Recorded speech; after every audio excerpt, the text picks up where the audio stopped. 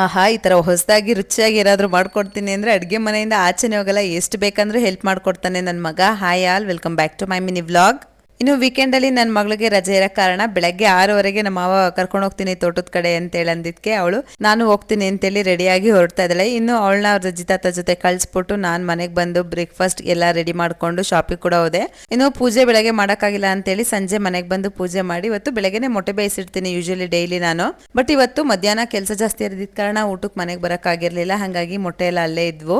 ಸರಿ, ಸಂಜೆಗೆ ಬೇಯಿಸಿರೋ ಮೊಟ್ಟೆ ಹಂಗೆ ತಿನ್ನೋ ಬದಲು ಏನಾದರೂ ಮಾಡೋಣ ಅಂತೇಳಿ ಇನ್ಸ್ಟಾಗ್ರಾಮ್ ನೋಡುವಾಗ ಇದೊಂದು ರೆಸಿಪಿ ಕಣ್ಣಿಗೆ ಕಾಣಿಸ್ತು. ಮಮ್ಮಿ ಚೆನ್ನಾಗಿರುತ್ತೆ ಮಾಡೋಣ ಅಂತೇಳಿ ನನ್ನ ಮಗ ಫುಲ್ ಜೋಶಲ್ಲಿ ಬಂದು ಮೊಟ್ಟೆಗೆ ಸಿಪ್ಪೆ ಬಿಡಿಸ್ಕೊಡೋದು ಎಲ್ಲ ಮಾಡ್ತಾ ಇದ್ದಾನೆ. ಇನ್ನು ಇದಂತ ಒಂಥರ ಈಸಿ ಪೀಸಿ ರೆಸಿಪಿ ಅಂತಾನೆ ಹೇಳ್ಬೋದು. ಬೇಯಿಸಿರೋ ಮೊಟ್ಟೆನ 2 ಭಾಗ ತರ ಕಟ್ ಮಾಡ್ಕೊಂಡು ಒಂದು ಬಾಣಲಿ ಬಿಸಿ ಮಾಡ್ಕೊಂಡು ಅದಕ್ಕೆ 1 ಸ್ಪೂನ್ ಅಷ್ಟು ಬೆಣ್ಣೆನ ಹಾಕೋಬೇಕು. ಮತ್ತೆ ಉಪ್ಪು, ಖಾರ, ಗರಂ ಮಸಾಲ, ಸ್ವಲ್ಪ ಧನಿಯಾ ಪುಡಿ ಇದಿಷ್ಟು ಹಾಕೊಂಡು ಚೆನ್ನಾಗಿ ಮಿಕ್ಸ್ ಮಾಡ್ಕೊಂಡು ಕರಿಬೇವಿನ ಸೊಪ್ಪು ಹಾಕಿ ಚೆನ್ನಾಗಿ ಚಟಪಟ ಅನ್ನಿಸ್ಕೋಬೇಕು. ನೆಕ್ಸ್ಟ್ ಲಾಸ್ಟ್ಗೆ ಮೊಟ್ಟೆನ ಹಾಕೊಂಡು ಈ ತರ ನೀಟಾಗಿ ಮಸಾಲೆ ಎಲ್ಲ ಸೆಟ್ ಆಗೋವರೆಗೂ ಒಂದು 30 ಸೆಕೆಂಡ್ಸ್ ಬೇಯಿಸ್ಕೊಂಡ್ರೆ ಸಾಕು.